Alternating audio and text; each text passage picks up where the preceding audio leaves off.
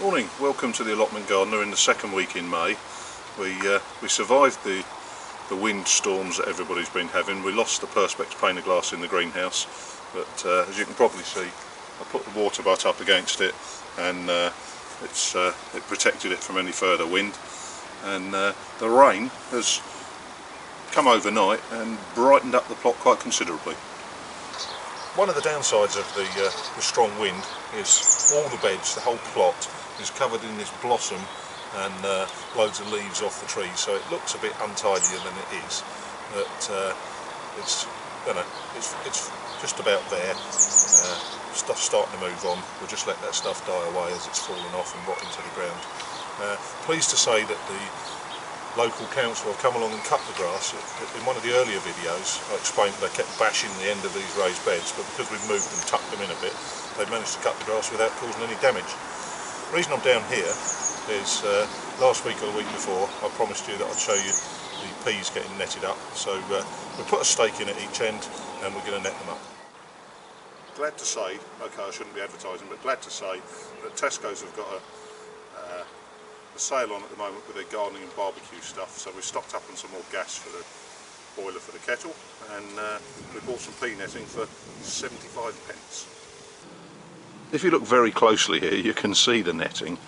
I did promise to show you it being put up, but it's invisible when you pan out, so we're not able to do that.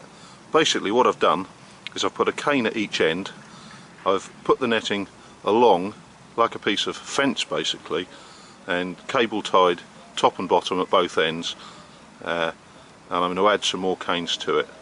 The purpose of the netting is to allow the peas to climb, and once the support is there they'll be able to do that. So there we have it. We've now got 5 canes in the ground supporting the netting, which you'll just have to trust me is there.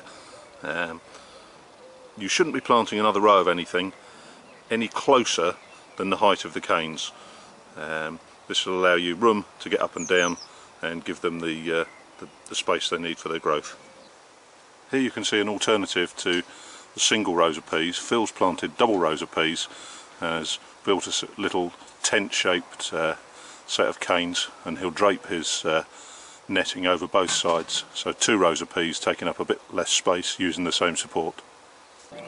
Whilst we were putting the netting up for the peas, I noticed in the brassica bed, probably due to the rain, that we've got something popping up everywhere on the bed. It's potatoes. I don't really know how, because we've dug these beds and there certainly shouldn't be potatoes in here, and I can count 1, 2, 3, 4, 5, 6, 7, 8, 9, 10, 11, 12, at least a dozen potato plants that we're going to have to remove from the bed.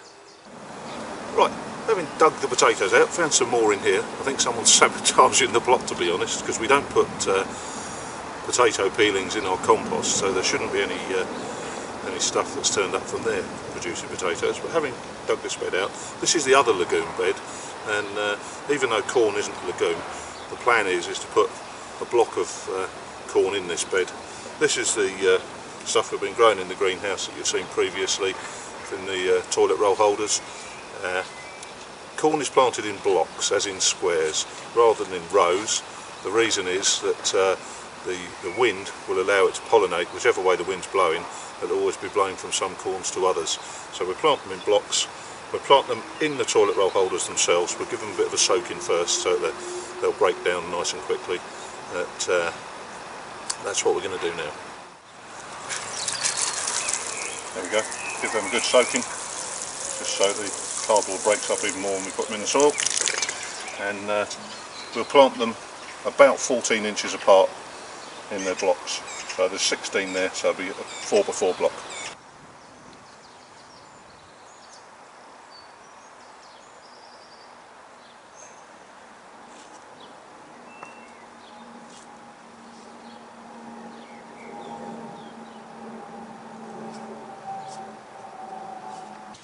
I love this time of year.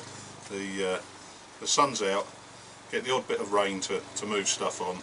We've got some stuff in the ground now, and the whole time you're freeing up space in the greenhouse, you can start bringing other stuff down. I bought another tray of stuff down from home. This is the stuff that we planted about 2 or 3 weeks ago. I think it was the 19th, 20th of April, and we got some spaghetti squash, we got some cucumbers, we got some Atlantic giant pumpkins, and we got some courgettes, the black beauties. So they're now moving into the greenhouse. They're not going to be far off getting potted up into bigger pots, and then they'll be into my mayonnaise pots and growing. I'm pleased to say that our friend the chilli that died a few weeks ago, that we reported on in our earlier film, has had a reincarnation, and get him out. There he is. He's back and growing again. So and looking healthier than he did when we planted him. So quite pleased with that. That's the first chilli in the greenhouse. So loads more at home. Things are really moving on. I love this time of year. Here's the run of beans that we put in on the 27th of April. So that's a fortnight, and they're up and running. Quite pleased with that because I want to get them up. So they're always a nice showpiece on an allotment. I think everybody grows runner beans, even the people that don't like eating them. Shame we're having a Sunday roast today, because I really do need to cut some of this lettuce out. This is the stuff in the grow bag. Going to have to certainly be having salad next week. Well, blow me down, wander around the greenhouse. I've just found another tray of corn. Fortunately there's at least a dozen plants in there, so I'll add to the block that I've already made and stick those in next to the ones in the toilet roll holders.